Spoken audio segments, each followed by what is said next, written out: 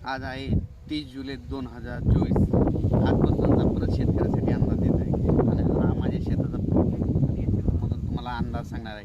तर सर्व शेतकऱ्याला सांगू इच्छितो, राज्यातील आता रिमझिम पाऊस आता मात्र बंद झाला. मग आता तुम्हाला सांगतो पाऊस कसा पडणार आहे. म्हणजे उद्या 31 पासून ते 5 ऑगस्टपर्यंत ज्या ज्या ठिकाणी ऊन पडेल त्या ठिकाणी जोराचा पाऊस पडणार आहे. आता रिमझिम पाऊस पडणार नाही. आता 1 तास पडेल पण जोराचा पडेल. काही ठिकाणी 22 मिनिटाचा पडेल, काही ठिकाणी अर्धा तास पडेल, 50 मिनिटाचा पडेल पण जोरदार पाऊस पडणार. म्हणजे शेतातून असं पाणी बाहेर निघणारा पाऊस पडणार आहे. म्हणून हा अंदाज लक्षात घ्यायचा.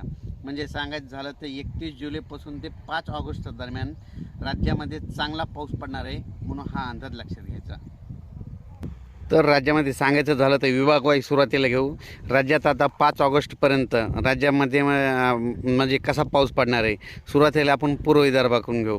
तर सांगायचं झालं तर नागपूर, वर्धा, अमरावती, अचलपूर, वाशिम, अकोला, अकोट, अचलपूर, तसेच बुलढाणा, त्याच्यानंतर जालन्याचा सिंदखेड राजा, तसेच सिल्लोड, त्याच्यानंतर वैजापूर, जळगाव, त्याच्यानंतर मालेगाव, नाशिक, नंदुरबार, धुळे आणि इगतपुरी. म्हणजे आता 5 तारखेपर्यंत ह्या पट्ट्यामध्ये जास्त पडणार आहे म्हणजे पाऊस. म्हणून हा अंदाज लक्षात घ्यायचा. संभाजीनगर देखील आहे, त्याच्यानंतर जालना जिल्हा देखील आहे. आणि उर्वरित राज्यामध्ये समजा हे झाला जास्त पाऊस पडणार. पण उर्वरित राज्यामध्ये तुम्हाला एक सांगायचं झालं तर तो पाऊस उर्वरित राज्यामध्ये म्हणजे 1 तासाचा, अर्धा तासाचा, 20 मिनिटाचा, 22 मिनिटाचा जोराच्या सरी पडणार आहेत. म्हणून हा अंदाज लक्षात घ्यायचा. राज्यात एकंदरीत परिस्थिती बघितली तर राज्यामध्ये पाऊस काय आणखीन अद्याप उघडला नाही. शेतकऱ्याची काम आहेत. सर्व शेतकऱ्याला विनंती, जशी वेळ भेटेल तसं तुम्ही काय करा, तुम्ही तुमच्या फवारण्या करून घ्या. कारण की राज्यामध्ये एकदम असं कडक ऊन पडणार नाही. फक्त 6 आणि 7 तारखेला थोडं ऊन पडेल म्हणजे 2 दिवस, पण ते लगेच त्याच्यानंतर 8-9 तारखेला लगेच परत पाऊस येईल 9 ऑगस्टला. म्हणून सर्व शेतकऱ्यांनी हा अंदाज लक्षात घ्यायचा.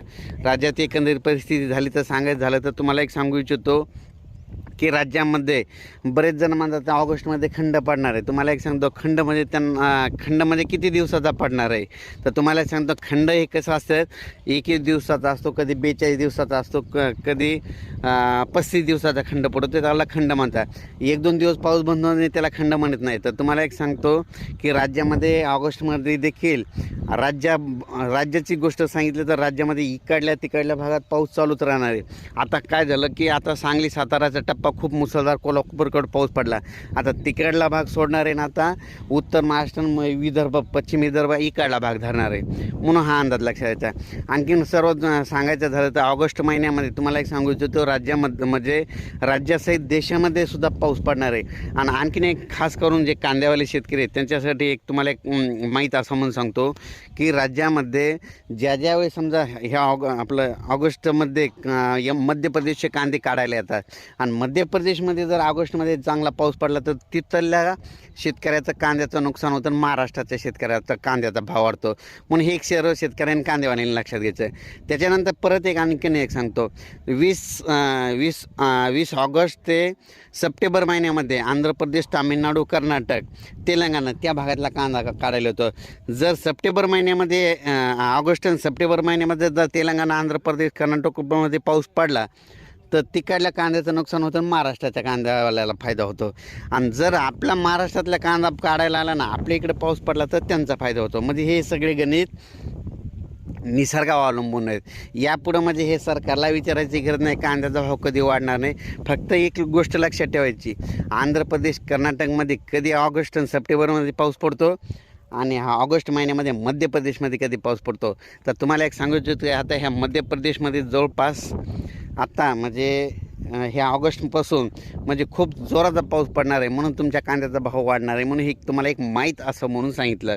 परत